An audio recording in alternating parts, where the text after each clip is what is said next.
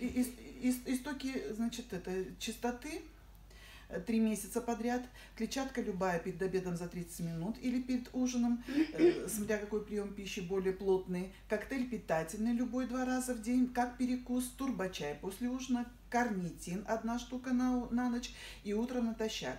Вот это все делали. И мармеладом заменить. Это была программа для коррекции веса, но она же убрала и храп. Да, и она убрала храп. Да, вот.